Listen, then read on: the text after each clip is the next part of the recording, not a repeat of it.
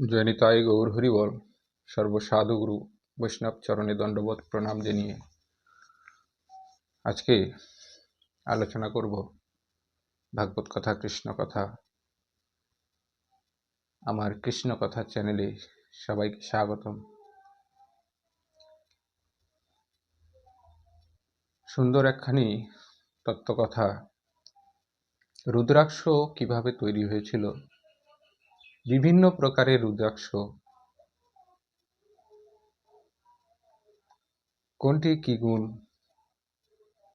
তাদের মহিমা শিবপুরাণ থেকে সুন্দর তত্ত্বকথা জেনে রাখুন। যদি ভালো লেগে থাকে আমার কৃষ্ণ কথা চ্যানেলটি সাবস্ক্রাইব করে পাশে থাকুন। আর যারা ফেসবুক থেকে দেখছো তারা একটু আমার পেজটি ফলো করে লাইক, কমেন্ট, শেয়ার করে পাশে থাকুন। জয় নিতাই গৌর হরিবল। আসুন তাহলে মূল পর্বে যাওয়া যাক। শিবপুরাণ থেকে রুদ্রাক্ষ ধারণের মহিমা, তার বিবিধ পার্থক্যের বর্ণন। বিভিন্ন প্রকার রুদ্রাক্ষ হয়ে থাকে। এইসব রুদ্রাক্ষ কোথায় থেকে সৃষ্টি, কিভাবে সৃষ্টি, আমরা কিন্তু অনেকেই জানি না। অনেকে হয়তো জানি, কিন্তু অনেকেই জানি না। শিবপুরাণ থেকে আজকে জানবো কি করে রুদ্রাক্ষ সৃষ্টি হয়েছিল। সুত বললেন, মহাপ্রাজ্ঞ মহামতে শিবরূপ শৌনক। এবার আমি সংক্ষেপে রুদ্রাক্ষের মাহাত্ম্য কথা বলছি, শোনো। রুদ্রাক্ষ হচ্ছে শিবের অত্যন্ত প্রিয়। রুদ্রাক্ষ মহাদেবের অত্যন্ত প্রিয়। এটি পরম পবিত্র বলে জানবে। রুদ্রাক্ষের দর্শনে, স্পর্শে, তাতে জপ করলে সেটি সমস্ত পাপ হরণকারী বলে মানা হয়। জয়নিতাই। পূর্বকালে পরমাত্মা শিব সমস্ত লোকের উপকার করার জন্যে দেবী পার্বতীর কাছে রুদ্রাক্ষের মহিমা বর্ণনা করেছিলেন। তো এই মহিমা, রুদ্রাক্ষের মহিমা বর্ণনা করেছিলেন শিব নিজ মুখে দেবী পার্বতীর কাছে। তো কিভাবে ভগবান শিব বললেন, মহেশ্বরী শিবে, আমি তোমার প্রতি প্রেম বশত ভক্তদের হিত কামনায় রুদ্রাক্ষের মহিমা বর্ণনা করিতেছি। মহাদেব বলছেন যে ভক্তদের হিত কামনায় আমি এই রুদ্রাক্ষের বর্ণনা করিতেছি, শোনো। মহেশানী আগেকার কথা, দুর্গাকে মহেশানী রূপে ডাকছেন। আমি মন সংযত করে হাজার হাজার দিব্য বর্ষ ধরে ভয়ানক তপস্যায় ব্যাপৃত ছিলাম। মহাদেব মন সংযত করে হাজার হাজার বছর ধরে মহা তপস্যায় ব্যাপৃত ছিলেন। একদিন হঠাৎ আমার মন ক্ষুব্ধ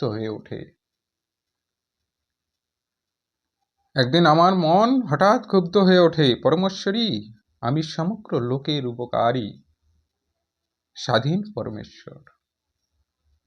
মহাদেব বলছেন যে আমি সমস্ত লোকের উপকারী স্বাধীন পরমেশ্বর। সুতরাং সেই সময় লীলাবশতই আমার দুই চোখ খোলা মাত্রই আমার মনোহর নেত্র থেকে কয়েক ফোঁটা জল পড়ে যায়। আমার নেত্র থেকে কয়েক ফোঁটা জল পড়ে যায়। চোখের জলের ফোঁটায় সেখানে রুদ্রাক্ষ নামক বৃক্ষের জন্ম লাভ করে। তো এই মহাদেবের চোখ থেকে কিন্তু, চোখের জল থেকে রুদ্রাক্ষ নামক বৃক্ষের জন্ম লাভ হয়। ভক্তদের অনুগ্রহ করার জন্য এই অশ্রুবিন্দু স্থাবর ভাবপ্রাপ্ত হয়। সেই রুদ্রাক্ষ আমি বিষ্ণু ভক্ত এবং 4 বর্ণের লোকেদের মধ্যে বিতরণ করেছি। তো জয়নিতাই, শিব বলছেন সেই রুদ্রাক্ষ আমি তখন কি করেছি, বিষ্ণু ভক্ত। অনেকেই বলে যে আমরা বিষ্ণু ভক্ত, কৃষ্ণ ভক্ত, রুদ্রাক্ষ তা আমাদের নয়। তো শিব কিন্তু এই রুদ্রাক্ষ বিষ্ণু ভক্ত এবং 4 বর্ণের লোকেদের মধ্যে বিতরণ করেছে। পৃথিবীতে গৌর দেশে আমার প্রিয় রুদ্রাক্ষকে উৎপন্ন করেছি। মথুরা, অযোধ্যা, লঙ্কা, মলয়াচল, সহ্যগিরি, কাশী এবং অন্য দেশেও এই অঙ্কুর উদ্গীত হয়েছে। এই উত্তম রুদ্রাক্ষ অসহ্য পাপসমূহ ভেদকারী এবং শ্রুতিরও প্রেরক। আমার আদেশে এটি ব্রাহ্মণ, ক্ষত্র, বৈশ্য, শূদ্র জাতিভেদে এই পৃথিবীতে সৃষ্টি হয়েছে। জয় নিতাই গৌর হরি বল। রুদ্রাক্ষের আরেকটি জাতি হলো শুভাক্ষ। তাহলে রুদ্রাক্ষের 4টি জাতি, ব্রাহ্মণ, ক্ষত্র, বৈশ্য, শূদ্র এবং আরেকটি হচ্ছে শুভাক্ষ। সেই ব্রাহ্মণ ইত্যাদি জাতির রুদ্রাক্ষের বর্ণ হচ্ছে শ্বেত, রক্ত, পীত এবং কৃষ্ণ বলে জানবে। এই ব্রাহ্মণ জাতির যে রুদ্রাক্ষ, সেই রুদ্রাক্ষ কিন্তু 4 রকমের। আবার কিরকম? শ্বেত, রক্ত, পীত এবং কৃষ্ণ বর্ণ। মানুষের বর্ণ অনুসারে নিজ জাতির রুদ্রাক্ষ ধারণ করা উচিত। মানুষের যে বর্ণ জাতিভেদ, সেই জাতিভেদ অনুযায়ী নিজ নিজ রঙের রুদ্রাক্ষ ধারণ করা উচিত। ভোগ ও মুখ্য আকাঙ্ক্ষাকারী 4 বর্ণের লোক, বিশেষত শিব ভক্তদের শিব পার্বতীর প্রসন্নতার জন্য রুদ্রাক্ষের ফল অবশ্যই ধারণ করা উচিত। আমরা ফলের মধ্যে যে রুদ্রাক্ষ তাকে শ্রেষ্ঠ বলা হয়। ফলের মধ্যে রুদ্রাক্ষ হচ্ছে শ্রেষ্ঠ। যা কুলের সমান তাকে বলা হয় মধ্যম শ্রেণীর, আর যেটি ছোলার মতো তাকে নিম্ন কোটির মধ্যে গণ্য করা হয়। এই রুদ্রাক্ষ যেগুলো হচ্ছে ফলের সমান বড়, সেগুলোকে উত্তম। তারপরে কুলের সমান আছে, সেগুলো হচ্ছে মধ্যম। আর হচ্ছে একদম ছোলার মতো ছোট ছোট, সেগুলোকে বলা হয় নিম্ন শ্রেণীর। এবার তার উত্তম ভাব যাচাই করার অন্য একটি উত্তম প্রক্রিয়া আছে। এর উদ্দেশ্য হলো ভক্তদের হিত কামনা। পার্বতী, তুমি ভালো করে প্রেম ও ভক্তি সহকারে এই বিষয়ে শোনো। মহাদেব বলছে যে পার্বতী, তুমি ভালো করে মনোযোগ দিয়ে ভক্তি সহকারে এই বিষয়ে শোনো। মহেশ্বরী, যে রুদ্রাক্ষ কুলের মতো হয় তা ছোট হওয়া সত্ত্বেও পৃথিবীতে উত্তম ফল প্রদানকারী হয়। কুলের মতো যেসব রুদ্রাক্ষ হয় সেগুলি পৃথিবীতে উত্তম ফল প্রদানকারী হয়, সুখ সৌভাগ্য বৃদ্ধিকারী হয়। যে রুদ্রাক্ষ আমাদের ফলের মতো হয় তা সমস্ত অরিষ্ট বিনাশকারী হয়। যে রুদ্রাক্ষ ফলের মতো হয় সেগুলো সমস্ত অনিষ্ট বিনাশকারী হয়। এবং যা গুঞ্জা ফলের মতো অত্যন্ত ছোট, তা সমস্ত মনোরথ এবং ফলের সিদ্ধিকারী হয়। গুঞ্জার মতো ছোট, সেগুলো হচ্ছে মনোরথ এবং ফলের সিদ্ধিকারী হয়। রুদ্রাক্ষ যত ছোট হয় তত বেশি ফল প্রদানকারী হয়। জয় নিতাই গৌর হরি বল। একটি বড় রুদ্রাক্ষের থেকে একটি ছোট রুদ্রাক্ষ 10 গুণ অধিক ফল প্রদান করে থাকে। বারবার মনে রাখবে, পুরো ভিডিওটা দেখো, রুদ্রাক্ষ সম্বন্ধে জেনে নাও। রুদ্রাক্ষ সম্বন্ধে আমরা অনেকেই জানি না। রুদ্রাক্ষ, কোন রুদ্রাক্ষ ধারণ করলে পরে কি হবে, এসব বিষয়ে অনেকেই আমরা অজ্ঞাত। রুদ্রাক্ষ শুধু ধারণ করে নেই। তো দেখো, শিব নিজেই বলছে যে গুঞ্জার মতো, যেগুলো ছোট, যত ছোট রুদ্রাক্ষ হবে সেগুলো তত বেশি ফল প্রদানকারী হয়।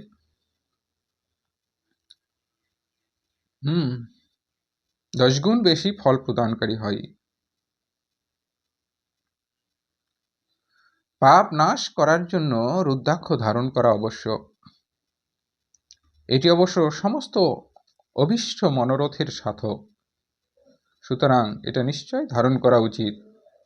পরমেশ্বরী জগতের মঙ্গলময় রুদ্রাক্ষ মালা যেমন ফল প্রদান করে, অন্য কোনো মালা তেমন ফলদায়িনী দেখা যায় না। দেবী সমান আকার বিশিষ্ট, মজবুত, স্থূল ও কণ্ঠযুক্ত সুন্দর রুদ্রাক্ষ অভীষ্ট পদার্থের দাতা এবং যা সর্বদা ভোগ ও মোক্ষ প্রদানকারী হয়। যাকে পোকায় দূষিত করেছে, ক্ষতযুক্ত, যাতে দানা নেই, যা পূর্ণ গোল নয়, এরূপ রুদ্রাক্ষ ত্যাগ করা উচিত। যে রুদ্রাক্ষের সুতো পারাবার ছিদ্র থাকে তাকে উত্তম বলা হয়। মানুষ যত্ন করে যাতে ছিদ্র করেছে সেটি মধ্যম শ্রেণীর। রুদ্রাক্ষ ধারণ করে মানুষের যে ফল পায় শত শত বৎসরেও তা বর্ণনা করা যায় না। হরিবল। ভক্তিমান ব্যক্তি 550 রুদ্রাক্ষ দানার সুন্দর মুকুট তৈরি করে মাথায় ধারণ করবে।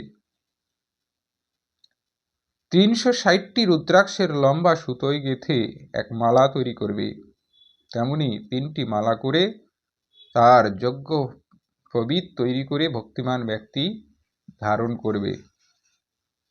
এরপর কোন কোন অঙ্গে কত রুদ্রাক্ষ ধারণ করা উচিত তা জানিয়ে সুতদেব বলিলেন, মহর্ষিগণ, ঈশান মন্ত্র দ্বারা মাথায়, তৎপুরুষ মন্ত্র দ্বারা কানে, অঘোর মন্ত্র দ্বারা গলায় ও হৃদয়ে রুদ্রাক্ষ ধারণ করা উচিত। বিদ্বান ব্যক্তি 2 হাতে অঘোর বীজ মন্ত্র দ্বারা রুদ্রাক্ষ ধারণ করবে।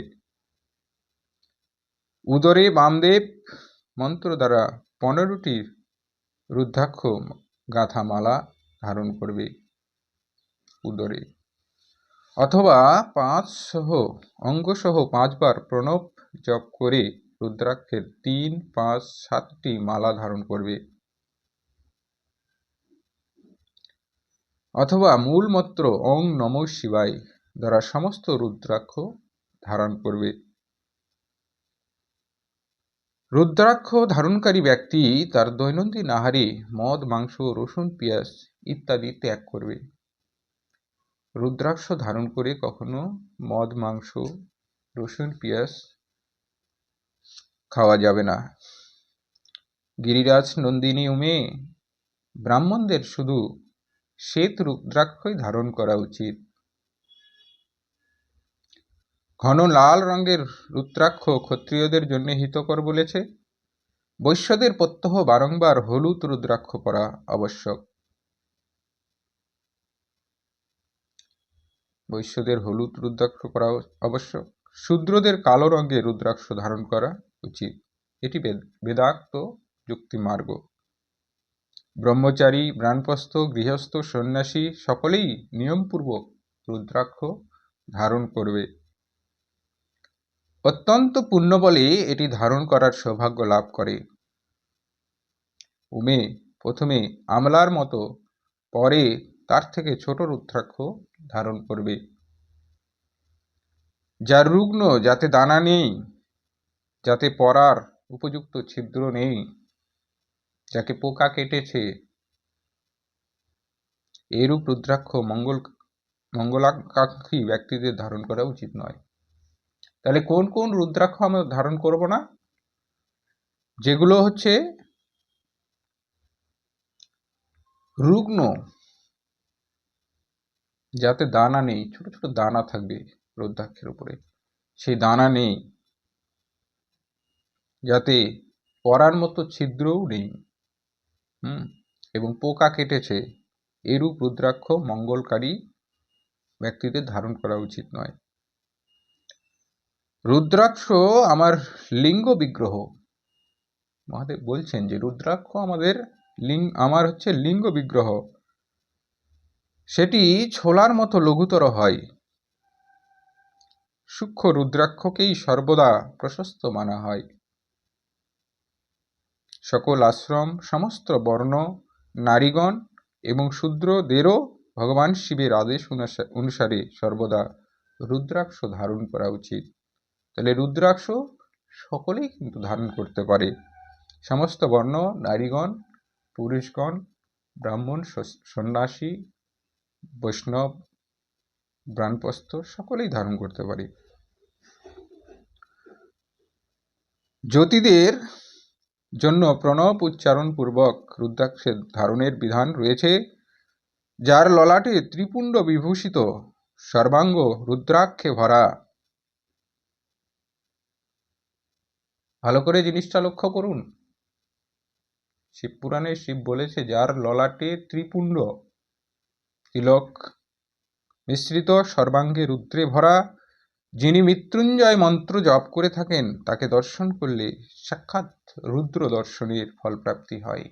জয় নিতাই গৌর হরি বল। তাকে দর্শন করলে পরে সাক্ষাৎ রুদ্র অর্থাৎ মহাদেবের দর্শন হয়ে থাকে। পার্বতী রুদ্রাক্ষের অনেক রকমের বলা হয়েছে, আমি তাদের পার্থক্য বর্ণনা করিতেছি। এই পার্থক্য ভোগ, মুখ্য রূপ ফল লাভ প্রদান করে থাকে। যেখানে রুদ্রাক্ষের পূজা হয়, লক্ষ্মী দেবী সেখান থেকে দূরে যেতে পারেন না। যেখানে রুদ্রাক্ষের পূজা হয় সেখান থেকে লক্ষ্মী দেবী দূরে যেতে পারে না। সেখানকার সমস্ত উপদ্রব দূর হয়। সেখানে বাসকারী লোকেদের সমস্ত কামনা পূর্ণ হয়।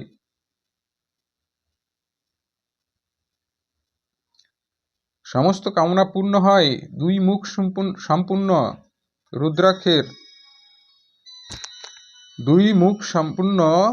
রুদ্রাক্ষের দেবেশ্বর বলা হয়। এটি সমস্ত কামনা ফল প্রদানকারী। তিন মুখ বিশিষ্ট রুদ্রাক্ষ সর্বদা সাক্ষাৎ সাধনের ফল প্রদান করে। এবার কয় মুখ বিশিষ্ট রুদ্রাক্ষ আমরা ধারণ করব? কয় মুখ বিশিষ্ট রুদ্রাক্ষ কি কাজে আসে এসব একটু দেখুন, শ্রবণ করুন, জেনে রাখুন। মহাদেব বলছেন যে দুই মুখ সম্পন্ন রুদ্রাক্ষকে দেবেশ্বর বলা হয়। এটা সমস্ত কামনা ও ফল প্রদানকারী। তিন মুখ বিশিষ্ট রুদ্রাক্ষ সর্বদা সাক্ষাৎ সাধনের ফল প্রদান করে থাকে। তার প্রভাবে সমস্ত বিদ্যা প্রতিষ্ঠিত হয়।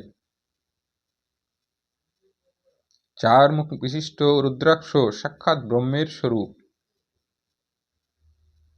এটি দর্শন ও স্পর্শে শীঘ্রই ধর্ম, অর্থ, কাম, মোক্ষ এই চার পুরুষার্থ লাভ হয়ে থাকে। তাহলে এগুলো কতটা জানার বিষয় একটু ধৈর্য ধরে দেখুন। এটি দর্শন ও স্পর্শে শীঘ্রই ধর্ম, অর্থ, কাম, মোক্ষ এই চার মুখ বিশিষ্ট রুদ্রাক্ষে চার পুরুষার্থ লাভ হয়ে থাকে। পাঁচ মুখ সম্পূর্ণ রুদ্রাক্ষ সাক্ষাৎ কালাগ্নি রুদ্র রূপ।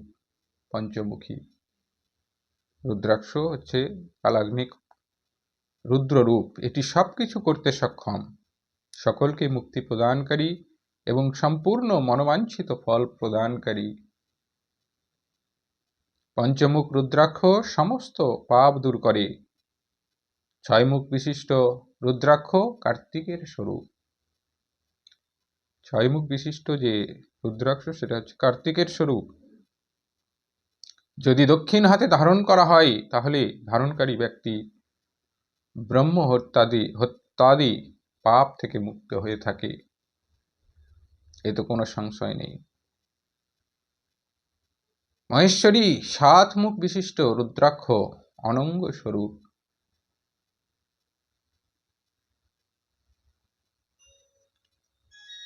এবং অনঙ্গ নামেই প্রসিদ্ধ। দেবীশী এটি ধারণ করলে দরিদ্র ব্যক্তি ঐশ্বর্যশালী হয়ে ওঠে। 7 মুখ বিশিষ্ট রুদ্রাক্ষ, 8 মুখ বিশিষ্ট রুদ্রাক্ষ অষ্টমূর্তি ভৈরব রূপ। এটি ধারণ করলে মানুষের দীর্ঘায়ু হয় এবং মৃত্যুর পর শূলধারী শঙ্কর হয়ে যায়। 9 মুখ বিশিষ্ট রুদ্রাক্ষ ভৈরব কপিল মুনির প্রতীক বলে মানা হয়। অথবা 9 রূপ ধারণকারী মহেশ্বরী দুর্গাকে তার অধিষ্ঠাত্রী দেবী মানা হয়। যে ব্যক্তি ভক্তিপরায়ণ হয়ে নিজের বাম হাতে নবমুখ রুদ্রাক্ষ ধারণ করে সে অবশ্যই আমার সমান সর্বেশ্বর হয়ে যায়। নিতাই গৌর হরি বল। এতে কোনো সন্দেহ নেই।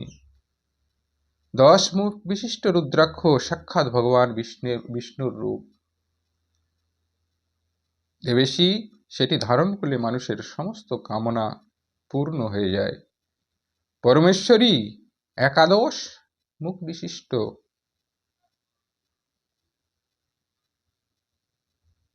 রুদ্রাক্ষ, সেটি রুদ্ররূপ।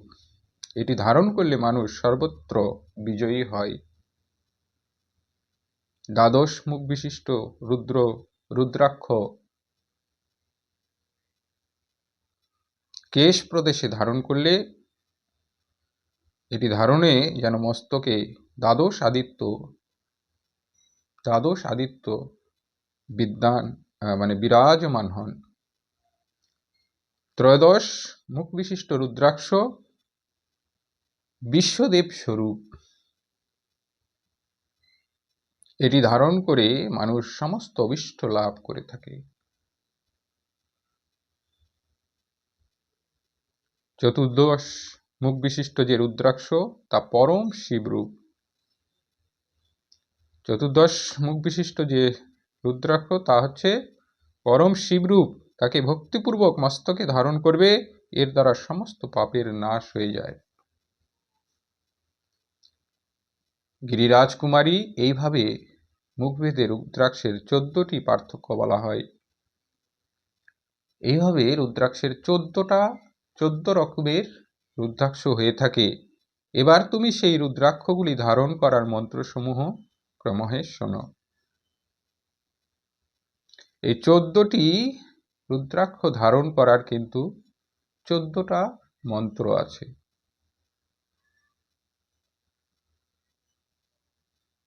যাই হোক, এই 14টা মন্ত্রর মধ্যে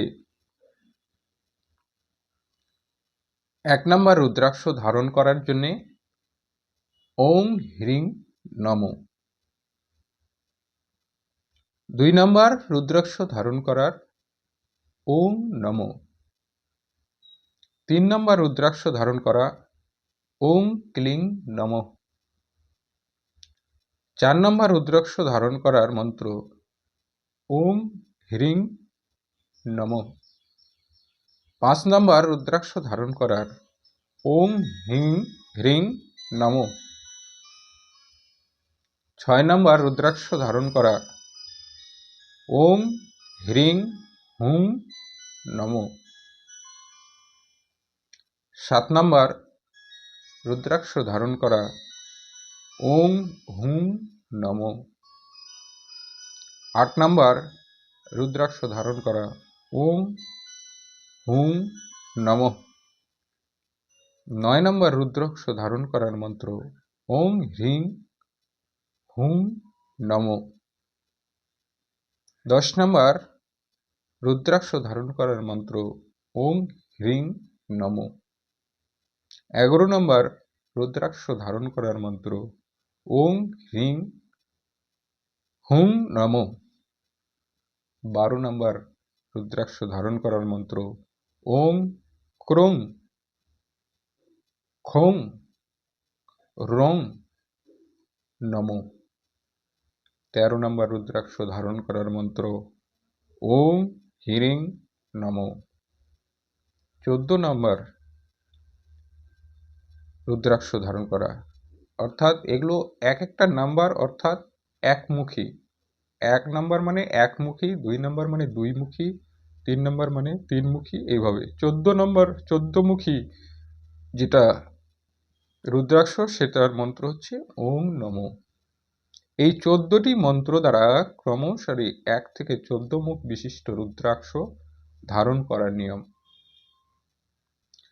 সাধকের নিদ্রা আলস্য ত্যাগ করে শ্রদ্ধা ভক্তি সহকারে সমস্ত মনোরথ সিদ্ধির উদ্দেশ্যে উক্ত মন্ত্র দ্বারা ওইসব রুদ্রাক্ষ ধারণ করা উচিত। রুদ্রাক্ষের মালা ধারণকারী ব্যক্তিকে দেখে ভূত প্রেত পিশাচ ডাকিনী শাকিনী অন্য যত প্রেতাত্মা ও রাক্ষস ইত্যাদি রয়েছে তারা কিন্তু সকলেই দূরে পালিয়ে যায়। যারা কৃত্রিম কাজে নিযুক্ত থাকে তারা সকলেই রুদ্রাক্ষধারীকে দেখে ভীত সন্ত্রস্ত হয়ে দূরে চলে যায়। পার্বতী রুদ্রাক্ষ মালা ধারণকারী ব্যক্তিকে দেখে আমি শিব, ভগবান বিষ্ণু, দেবী দুর্গা, গণেশ, সূর্য এবং অন্য সকল দেবতাও প্রসন্ন হয়ে থাকে। মহেশ্বরী এইভাবে রুদ্রাক্ষের মহিমা জেনে ধর্মের বৃদ্ধির জন্য পূর্বোক্ত মন্ত্র দ্বারা বিধিবৎপূর্বক ভক্তিপূর্বক রুদ্রাক্ষ ধারণ করা উচিত। তো জয়নিতাই গৌর হরি বল। এইভাবে মন্ত্রসিদ্ধির দ্বারা বিভিন্ন রকম রুদ্রাক্ষ তোমরা ধারণ করবে। আর যদি ভিডিওটি ভালো লেগে থাকে একটু সকলের মাঝে শেয়ার করে সকলকে জানার সুবিধা করে দেবে। জয় নিতাই গৌর হরি বল। রাধে রাধে।